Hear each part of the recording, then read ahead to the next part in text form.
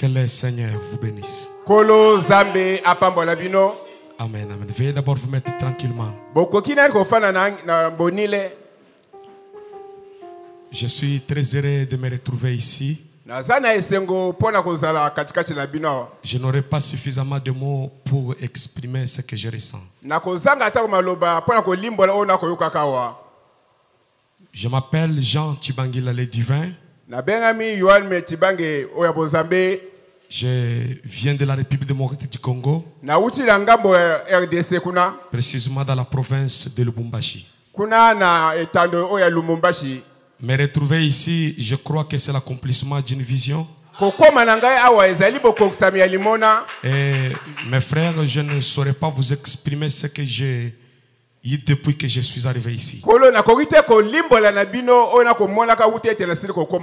crois peut-être qu'on vous a parlé de l'expérience que j'avais eue.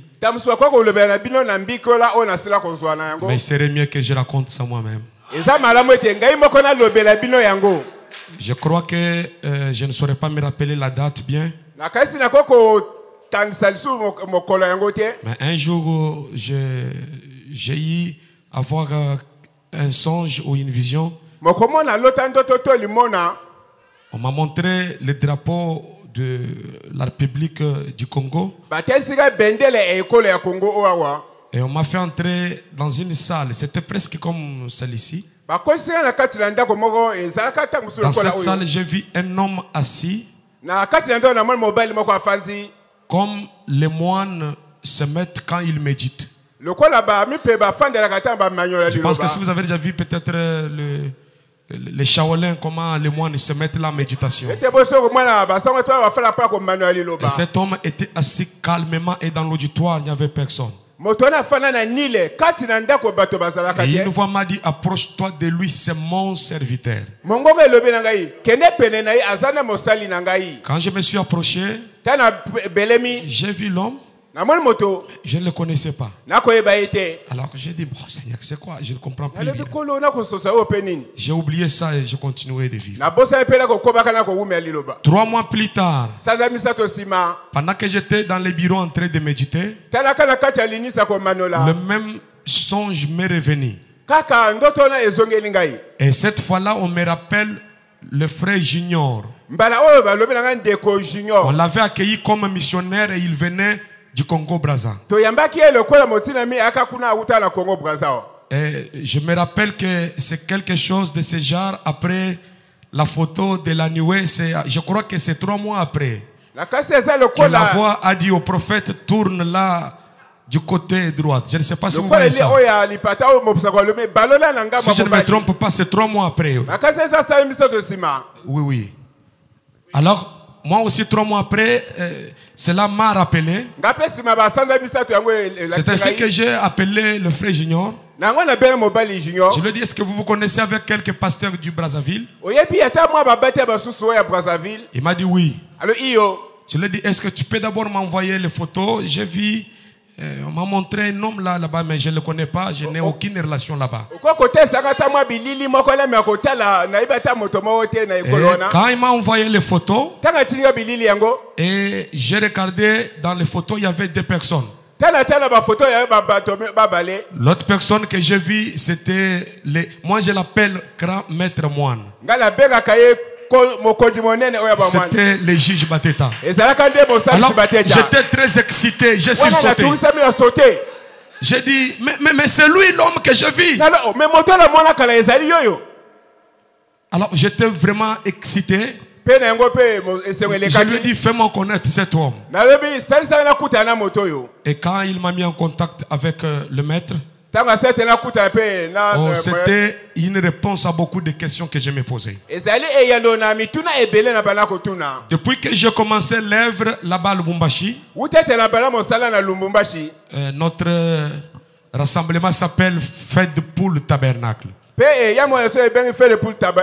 J'ai subi un changement dans ma façon de prêcher. À un moment donné, je me posais la question, est-ce que je suis séduit, je suis perdu ou quoi? Oui, parce que c'était contraire à ce que je prêchais avant, à ce que je voyais avant. Alors quand j'ai pris contact avec les juges, il me dira, tu sais mon frère, c'était par la voix du songe que Joseph a été convaincu que Marie, l'enfant qu'il avait, venait de Jéhovah.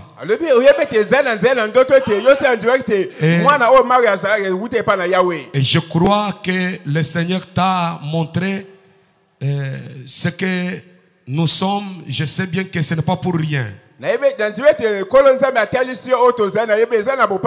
Alors que j'ai été beaucoup béni dans mes entretiens avec lui, ça m'a soulagé. J'ai compris qu'enfin je comprends pourquoi je prêche ce que je prêche. Et depuis que je suis arrivé ici, j'ai beaucoup appris. Il me parle des choses pendant la journée. La nuit, quand je pars là où je suis, je vois un homme habillé en blanc qui vient. Et l'homme qui vient, il me parle de même chose. Mais cette fois-ci, c'est comme le flash disque qui est branché à un ordinateur. C'est comme si on transmet un fichier d'un ordinateur vers donc un sport ou quelque chose de ce genre. Alors c'est de cette manière-là que j'ai vécu, j'ai connu des expériences depuis que je suis ici. J'aimerais que vous réalisez qu'il est très difficile. Je sais très difficile qu'un mortel croie un autre mortel. Amen. Je sais que Amen. Je sais qu'il y a beaucoup de choses que j'aimerais dire sur sa personne. Mais je vous dis que je crois en lui sincèrement. Je n'aurai pas suffisamment de termes. Mais je vous demande de réaliser les dons qui sont au milieu de vous. Amen. Amen. N'attendez pas que les dons quittent la terre pour que vous puissiez réaliser. Si vous réalisez qui est votre pasteur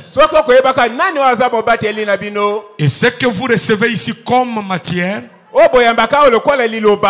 pour moi, je prends ça comme des séances d'initiation.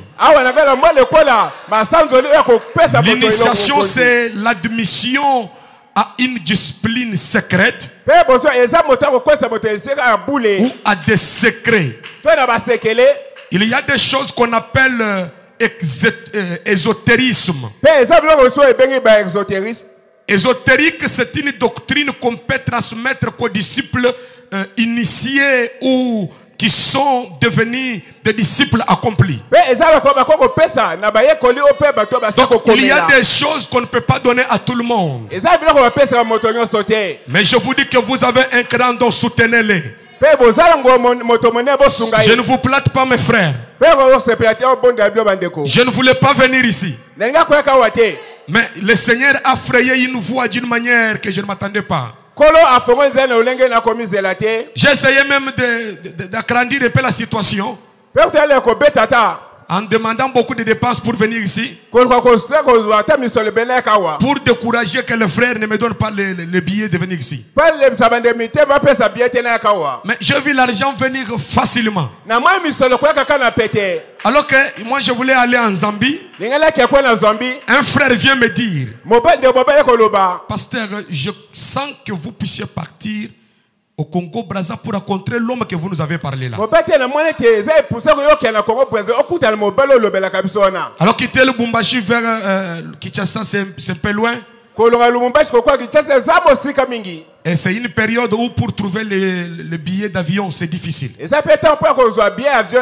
Mais j'ai vu le Seigneur permettre que j'arrive ici. Je suis convaincu que mon retour dans mon pays, les choses ne seront plus jamais les mêmes. Je ne retournerai pas tel que j'étais venu, parce que j'ai réalisé que dans la dispensation où nous vivons, est-ce que vous écoutez? Dans cette dispensation, Dieu n'agit pas. C'est l'homme qui agit.